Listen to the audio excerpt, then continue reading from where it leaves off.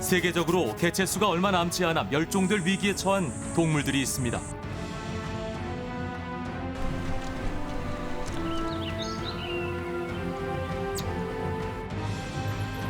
그들에게 한반도의 자연은 소중한 삶의 터전이죠.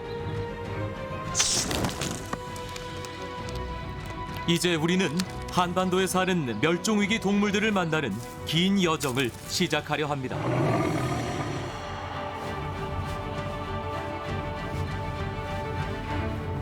그 첫 번째는 한반도 생태계 최고의 포식자로 군림했던 호랑이와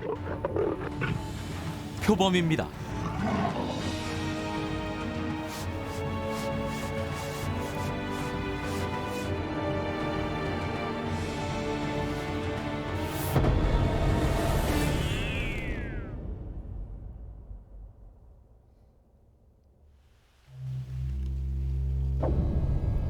한 세기 전만 해도 용맹한 호랑이가 한반도의 야생을 지배하고 있었습니다.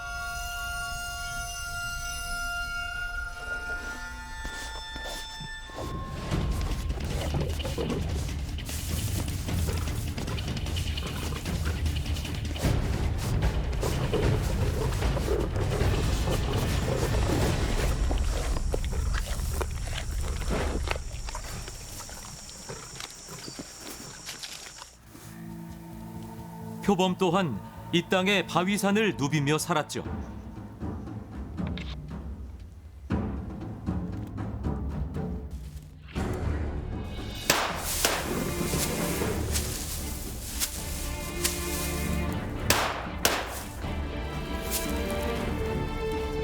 그러나 인간의 탐욕은 처절한 결과를 낳았습니다.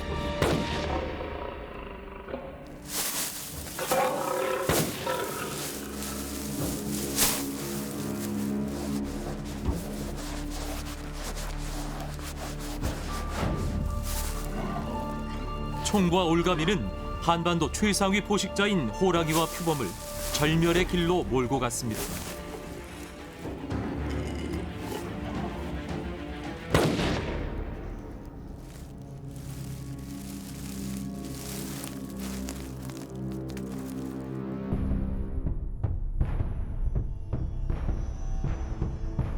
과거 포획 사진으로만 남아있는 호랑이와 표범. 그들은 정말 이 땅에서 사라져버린 것일까요?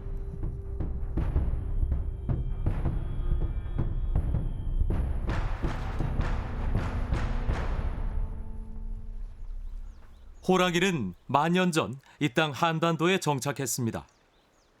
약 7,000년 전에 새겨진 것으로 추정되는 반구대 암각화.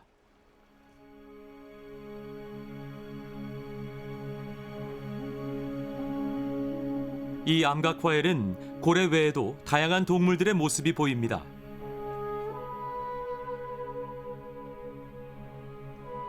그중 하나가 바로 호랑이와 표범. 각기 줄무늬와 매화무늬가 특징이죠. 고구려인들의 사냥 모습을 그린 무용총에도 호랑이가 등장합니다.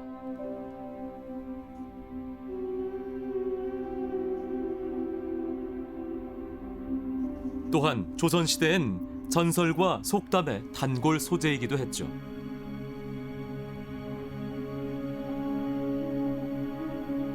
호담국 한반도. 오랜 세월을 우리 민족과 함께 해왔던 호랑이는 이제 아련한 역사 속 한 페이지로만 남았습니다.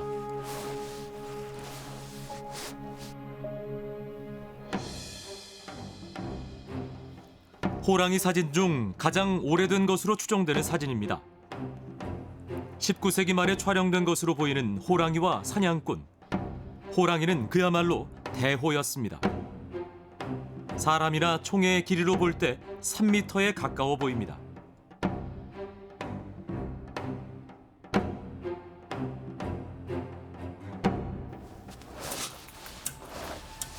한때 이 땅에서 흔히 볼 수 있었던 조선 호랑이. 큰 수컷은 3m에서 3.5m에 이르기도 했습니다.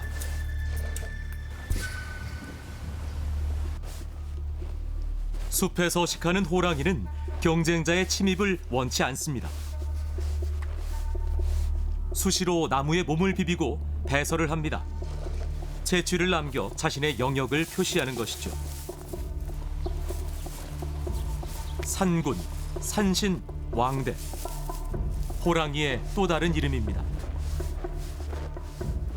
호랑이의 행동 반경은 약 20km지만 먹이나 짝을 찾기 위해 100km 이상 이동하기도 합니다.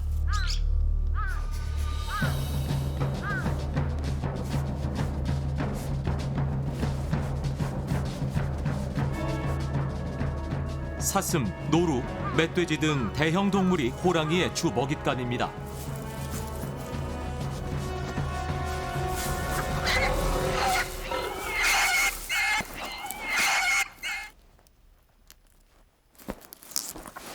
호랑이는 무짐승들이 두려워하는 숲의 제왕입니다.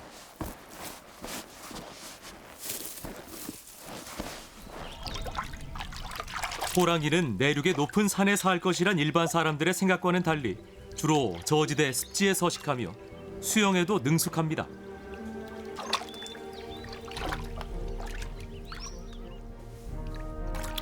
호랑이의 먹이 동물들이 식생이 풍부한 물가의 초지로 모여들기 때문입니다. 물가와 해안 지역이 사냥하기 좋은 장소인 거죠. 그래서 과거 호랑이는 우리나라 남부 해안 지역에서 많이 발견됐습니다.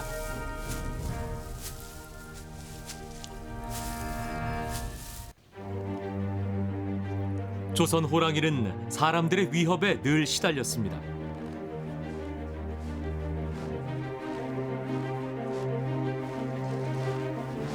성리학을 기본 이념으로 한 조선은 적극적인 농지 개간 정책을 펼쳤고 초기 100만 헥타르에 불과했던 농지는 450만 헥타르로 증가했습니다.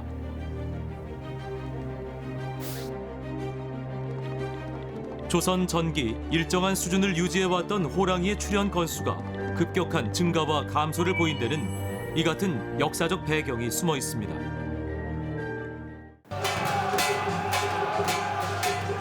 일제는 다양한 방법을 동원해 호랑이, 표범, 늑대 등의 맹수를 인간을 위협한다는 이유로 잡아들였습니다.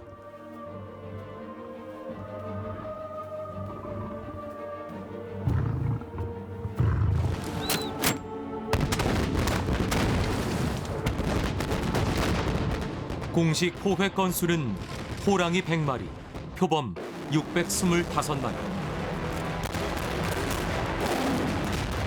이는 결국 호랑이와 표범을 절멸의 길로 몰아넣었습니다. 일본 사냥꾼들이 떠난 뒤엔 서양의 사냥꾼들이 수집 목적으로 우리나라 산에 몰려들었습니다. 이들이 특히나 탐을 낸 건 호랑이와 표범의 가죽. 1925년 표범 가죽 한 장 가격은 쌀 10가마니 가격과 같았죠.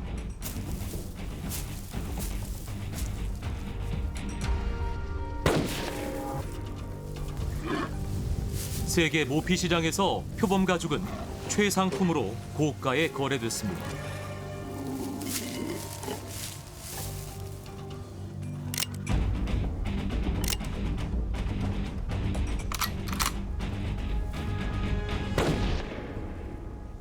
아름다운 매화 무늬를 지닌 표범은 그렇게 하나둘 쓰러져 갔습니다. 우리나라 표범이 야생에서 생포된 기록은 1962년 2월 오도산에서 끝이 났습니다. 마을 주민이 놓은 덫에 걸린 표범은 1년생 수컷. 표범을 생포한 일은 전국을 떠들썩하게 만들었고 표범은 창경궁 동물원에 기증됐습니다. 한표라는 이름을 갖게 된 표범은 많은 관람객을 불러 모았죠.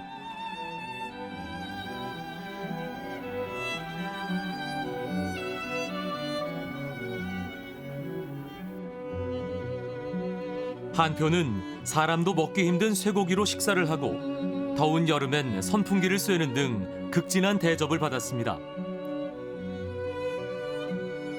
그러다 1973년 동물원에서 사망했죠. 사인은 갇힌 생활로 인해 생긴 비만증이었습니다. 이후 표범은 더 이상 발견되지 않았고 한 표는 한국의 마지막 표범이 됐습니다. 표범은 고양이과에 속하는 대형 포유류입니다. 행동이 조심스러워 은둔의 사냥꾼이라 불리죠.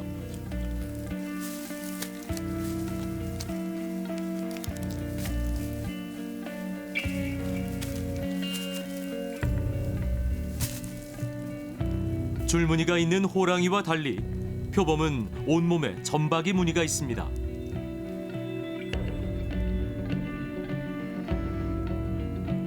암컷 표범은 소리를 내지 않기 위해 주로 바위를 밟고 다닐 정도로 무척 조심스럽게 행동합니다.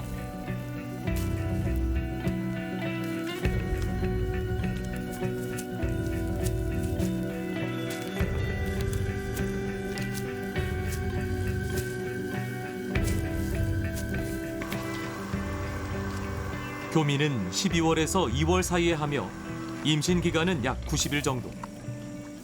보통 두세 마리의 새끼를 낳는데 새끼는 생후 한 달이 지나면 굴에서 나옵니다. 새끼 표범은 2년 가까이 어미의 보살핌을 받은 후 독립하죠. 암컷과 달리 수컷은 좀 더 대담하게 움직입니다. 주 먹잇감인 대륙 사슴이 야행성이라 표범도 주로 밤에 사냥을 합니다.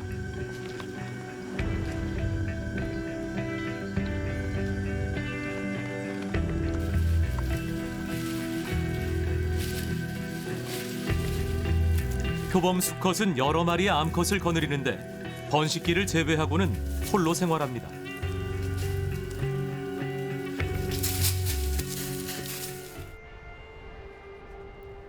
이곳은 러시아 블라디보스톡의 표범의 땅 국립공원입니다.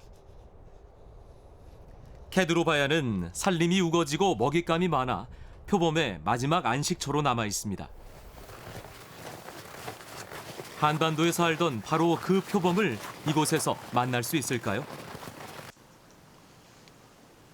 표범이 다니는 길목에 텐트를 치고 잠복에 들어갔습니다.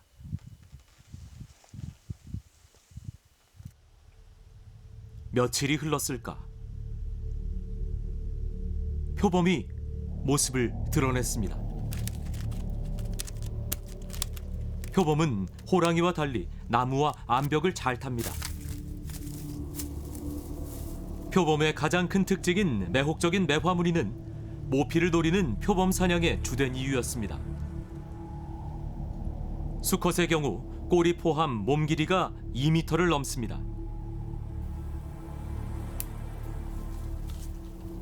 호랑이와 함께 고양이과 대형 포유류인 표범. 주변에 대한 긴장을 늦추지 않습니다.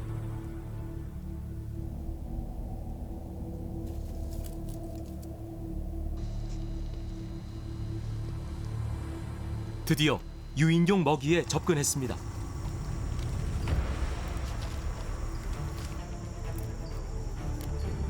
한겨울 꽁꽁 언 먹이를 잘라서 먹습니다.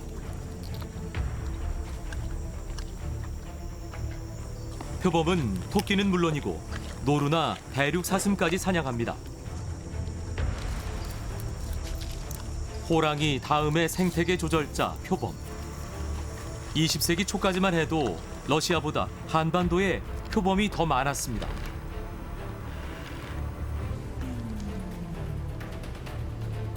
다음 날 아침에도 표범이 찾아와 전날 남긴 먹이를 먹습니다. 이곳의 지역은 우리나라와 매우 흡사하죠.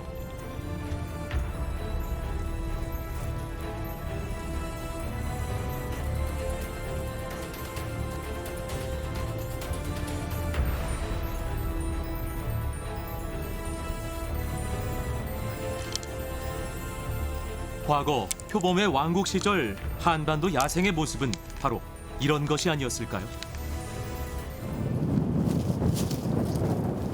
생태계의 최고 조절자 호랑이와 표범이 사라진 우리의 야생은 심한 몸살을 앓고 있습니다. 유해조수 구제단이 총을 들고 나선 건 멧돼지들이 농작물에 피해를 주고 도심까지 자주 출몰하기 때문입니다. 멧돼지 포획은 신고와 허가 하에 이루어집니다. 멧돼지와 고라니의 왕성한 번식, 최고 포식자를 잃은 혹독한 대가입니다.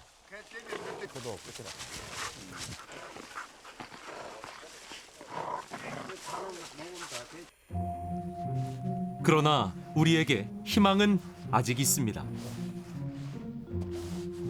호랑이가 나타난 곳은 중국의 홍더우산.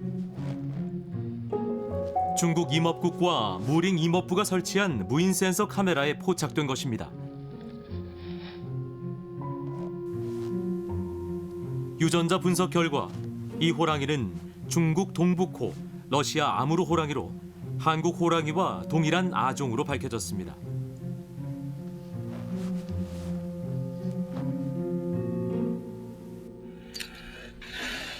세계 야생동물기금 WWF 아무르 지부는 현재 멸종위기에 놓인 아무르 호랑이를 보호, 복원하는 프로젝트를 진행하고 있습니다. 현재 550여 마리에 불과한 호랑이 개체 수를 늘리기 위해서입니다. 구조된 호랑이를 야생으로 되돌려 보내는 일은 가장 중요한 임무 중 하나.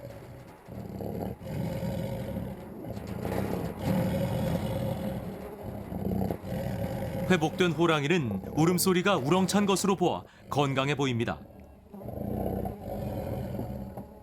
이 호랑이도 이제 숲의 최고 지배자로 군림할 것입니다. 현재 러시아 극동과 중국 헤이룽 장성 등 제한된 지역에서만 그 명맥을 유지하고 있는 우리의 호랑이와 표범. 이들을 보호하는 것이야말로 한국 호랑이와 표범을 보존하는 길입니다.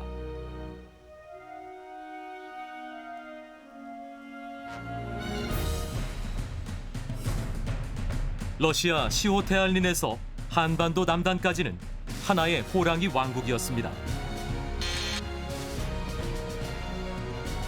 동일한 유전자를 가지고 서로 교류하면서 살아온 하나의 가족이었죠. 언젠가는 백두대간을 따라 우리 땅에 올 수 있을 것입니다.